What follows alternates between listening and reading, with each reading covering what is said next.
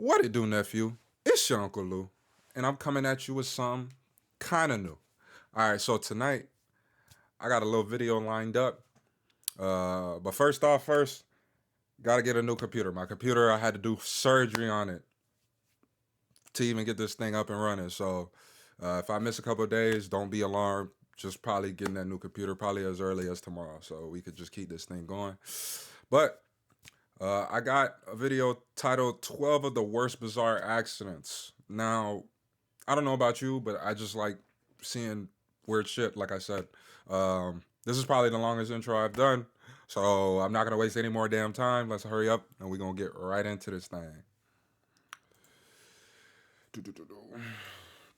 Justin Vicky's legs and arms were trembling. On his shoulders, the bodybuilder was holding a barbell weighing 210 kilograms.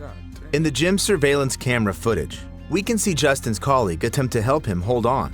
However, later, in the footage I can't show you here, Vicky falls along with the barbell. With its colossal weight, it hit first his neck and then his head.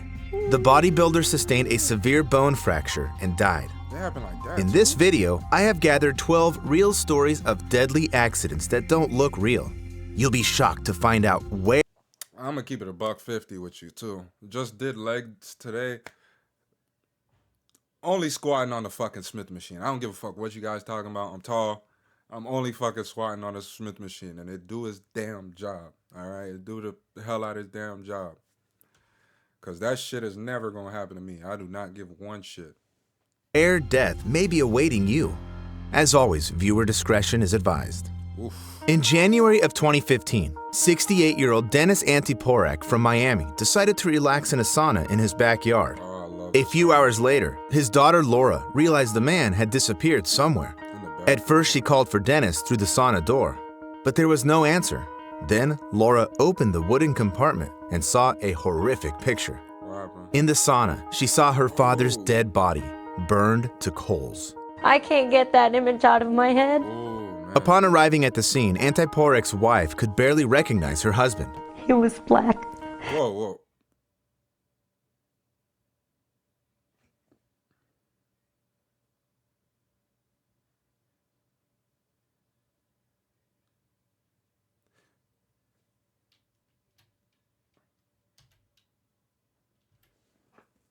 What are you talking about? Burned to coals. I can't get that image out of my head. Upon arriving at the scene, Antiporak's wife could barely recognize her husband. He was black. What's wrong with that? And there were large pieces of skin all on the floor. Oof. And blood. Oof. No one knew how many hours he'd spent inside, and most importantly, why hadn't he climbed out? The family examined the scene and found that the sauna's timer, which had kept the door locked, was faulty, so Dennis couldn't open the door from the inside. The medics concluded the man had died from asphyxia and overheating. His family had been preparing to celebrate Dennis Antiporak's birthday the following week. Instead, they had to plan his funeral. How can one relax in peace after such a thing if death is awaiting you even during rest? In May of 2023, 20-year-old Zachary Porter took his friends on a walk along the Turnagain Arm riverbed in Alaska. However, Zachary's leg got stuck in the wet sand, and then the soil started sucking him in. The thing is, Turnagain Arm is known for its cunning muddy shoals that appear during low tide. During a high tide, the mud gets wet on the bottom. He made me experience high tide. Oh! Bottom becomes puffy and can create a vacuum. From the outside, the soil surface looks hard, but when you stand on it, it'll start sucking you in. Something like a quicksand. Travelers are warned about the danger of this area by the signs installed along the river. Yet it was too late for Zachary. He was screaming and hopelessly trying to break free, but was only sinking into the mud faster. His friends wanted to help him, but one wrong move would get them trapped, just like Porter. When the rescuers arrived, Zachary was already too deep and couldn't be saved. He died. The number of friends that are completely devastated by his death is really a testament to what a big heart he had. You never know the exact moment that will turn a fun and lighthearted journey into hell. On February 7th, 2024, in the port journey in You never know the exact moment that will turn a fun and lighthearted journey into hell. On February 7th, I don't know what I thought I heard. 2024, I thought in you the port said city he of went to Poti, hell. at the west coast of a That's country fucked named up. Georgia, 3 men gathered to perform a record-breaking flight aboard the Cameron Z315 hot air balloon. They planned to cover the distance from Poti to Vosh-Loveni National Park, totaling 400 kilometers. Misho Bidzanashvili worked as a videographer, and Krzysztof Zapart and Rabaz Atugauri were balloonists. Bro, they literally sound like the lottery pick of the NBA draft, these names. Ravaz even held 3 national records in this sport and served as the president of the National Aeronautics Federation of Georgia. On his Facebook page, he actively posted updates about their preparation for the event and later about the flight's progress. Already up in the air, the 3 friends took this photo, savoring their prospective new record. Yet none of the 3 men had any idea that this picture would be their last. When the balloonists had already made 2/3 of their way, passing near Asuriti village in the south of Georgia, the balloon suddenly got caught up in the power lines. This video shows the flying contraption explode, catch fire, and start falling apart, hitting the ground in the end. The footage makes it clear that the 3 men had no chance of survival. All of them fell to their deaths. However, I'm more scared of tragic stories about people being in places where they shouldn't have been in the first place. On May 11th, 2013, Liam Manley was sitting near a shop in central Cork, Ireland. On that day, he was habitually drunk, which got him kicked out of the shelter for the homeless. Suddenly, the man was approached by David O'Loughlin. David pitied the poor man and offered Liam to go back to his place and have a drink together. However, the 2 men had a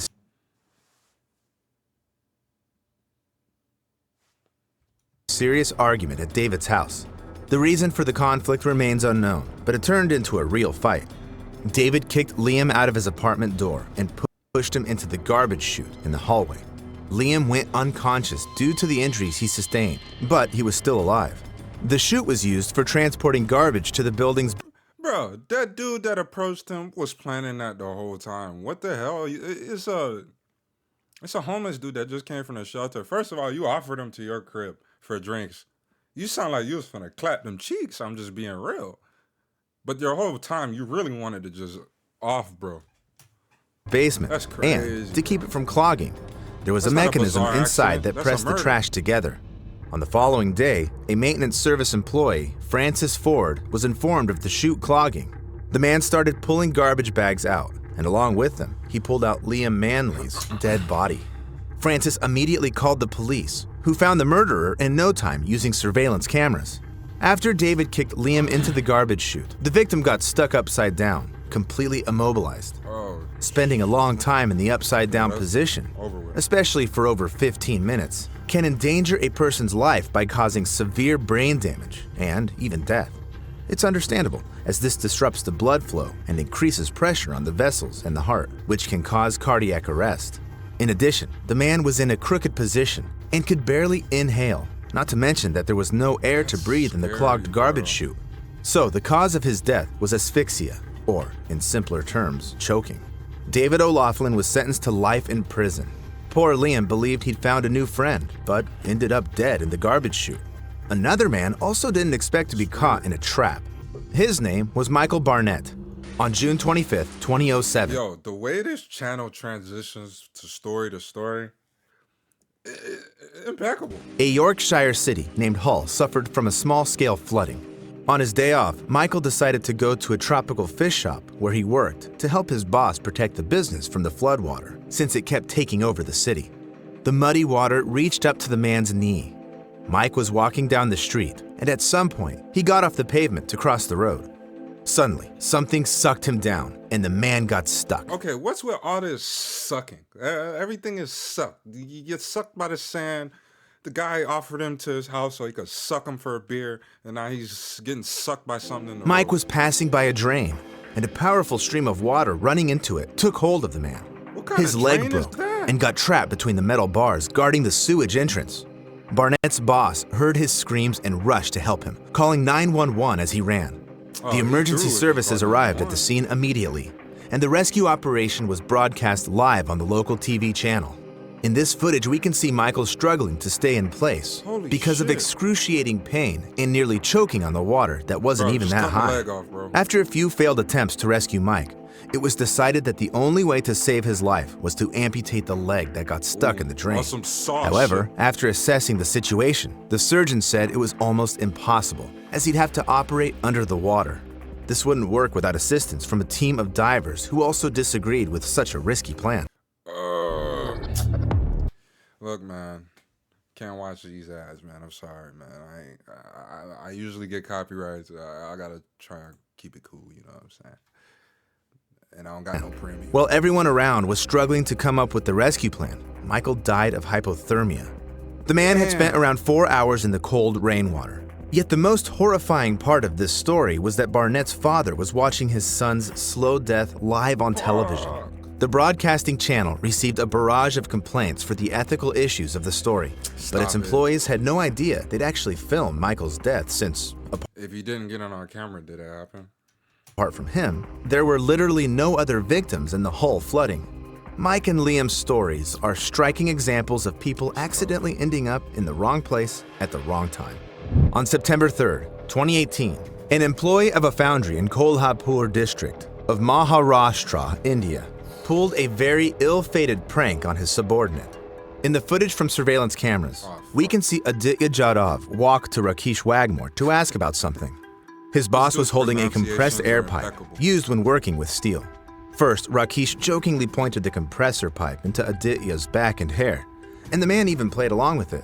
But then, when Aditya turned his back on his boss, Rakesh suddenly pressed the compressor against his subordinate's rectum area.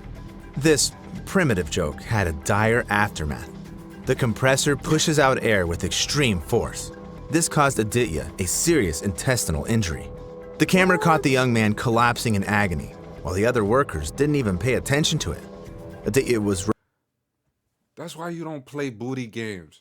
For all my young boys, listen to your Uncle Lou.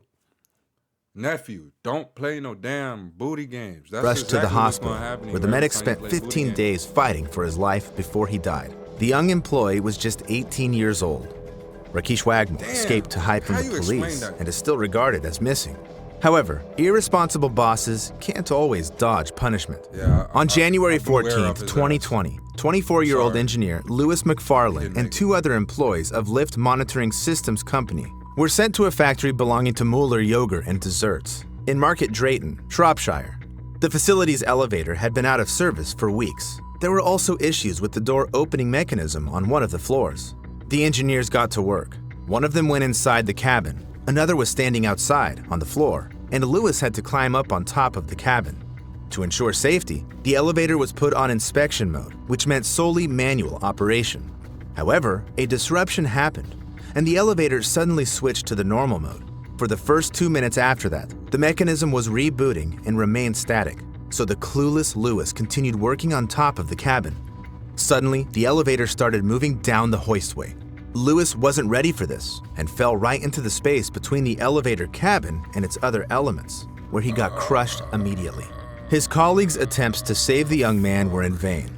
Louis died. But if you think your job is much safer than elevator repair, you may be wrong. In March of 2024, a 94-year-old farmer, Robert Let me guess. Close his eyes, fell asleep. Wayne Smith and his son were working at their family farm in Tabor, Iowa. The son was transporting trailers with soybeans, and Robert was unloading them into a large storage facility. When the younger man returned with another trailer, he was aghast to see that his father had somehow fallen into the giant container of beans. Since Now, I'm not saying I'm glad this happened, but I'm actually glad this is showing right now. Because remember in that movie, A Quiet Place, what was it? I think it was the second. No, it was the first one. Bro, when they fell in that shit, it's no way them kids shouldn't have went out like this, man. It's corn. the vessel became narrow closer to the bottom, like a funnel, Robert was being sucked in fast. Despite Sucked. their best efforts, the police and the What is rescuers up didn't with manage to get the man out in time. Robert died in Bro, a what are you trap talking without air. about, man? Since 2021, 29 cases of people literally drowning in grain storage facilities have been recorded, and 11 of them ended in death. However, accidents happen even more often if extreme temperatures are involved.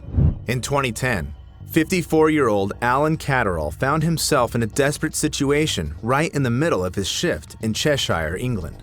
The man worked for a business that manufactured kayaks, narrow and long boats made of plastic. At some point, Alan walked into a large industrial oven to scrape off the melted plastic. The other workers didn't see him walk in, so they closed the oven and turned it on. Alan felt the heat rising. The man bolted to the door and realized with terror that he was trapped in this hell. He found a crowbar somewhere and started trying to break the steel door, but in vain. The oven's design made the door automatically close and get blocked the moment it was turned on. This was done for emergency efficiency, but no one thought about the workers' safety and the probability of such situations. Alan was calling for help, but his cries remained unheard in the rumble of the factory floor. When Alan's colleagues opened the oven, they were aghast to see the body of their friend who had died of scalds. The worker who turned the oven on was especially terrified. This man was going to marry Alan's daughter, yet he was not at fault. The court pinned the manslaughter accusation on the kayak manufacturer and the oven designer, who hadn't thought of an emergency exit. Cases of people getting injured because of high temperatures happen very often at plants and factories. There are far fewer stories about the dangers of extreme cold in the workplace, yet they're no less terrifying. On May 11th, 2013, Nuette Lee started her shift at an Arby's fast food restaurant in New Iberia, Louisiana. Let me guess. She had too much meat. The woman was the general manager, and one of her duties was to come first and open the restaurant. When her son, who was also an Arby's employee, came to work a few hours later, he couldn't find his mother anywhere. It was like she'd just vanished. He searched around the entire building before finally heading toward the freezer. The guy opened the door and saw his mother lying on the floor, covered with ice. She wasn't breathing. There were traces of blood on the door inside the freezer, which meant that the woman spent the last minutes of her life desperately trying to break the door and save herself. As it turned out later, as far back as 9 months before the incident, the employees informed their bosses that the freezer door had broken, but no one wanted to spend money on the repairs. Because of this, the workers had to use a screwdriver to open the door every day and put a large oil box in there to stop the door from closing by itself. The lawyer hired by the Nuette family said he'd checked the freezer himself, and that when he opened it, the cold was so extreme that he couldn't hold out for over 30 seconds by the door. Having the door closed and having that moment of realization of, I'm not getting out of here. It was minus 30 degrees in there. He noticed another interesting detail. There actually was an emergency lever inside the freezer. If pulled on, it would immediately signal to the bosses that someone was trapped in the freezer. All the restaurant owners had to do was connect it to a phone line, yet they neglected that too. Although this simple measure would have saved Nuette Lee's life. All of the cases I've mentioned so far were unexpected, but there's a story in which the sad ending could have been predicted. In 2019, a Chinese video blogger bearing the last name of Suan from Hefei decided to take up the challenge of eating raw centipedes and geckos during a live stream. As if that wasn't enough, the creatures were poisonous. Suan went unconscious during the live stream. When the police broke into his house, they found the man already dead and his camera still working. Have you ever seen people on the brink of death in your life? Write your answers in the comments to warn as many people as possible against doing the same thing as those people did. Also, subscribe to my channel to find out all about the deadly traps life may have in store for you. Man, that's crazy. All right, guys. So, that was going to be the end of this video. So just like he said, make sure to look out for all the traps, right? The last thing you want is to get sucked up by anything. In October, you don't want none of that stuff. So, yeah, that's going to be the end of this video. I don't have nothing else to add. Stay safe. Don't walk into any quicksand or go to somebody's house for some drinks. Because you might think you're getting some cheeks whole time. You might be going in a garbage chute. So, this was your Uncle Lou. Peace.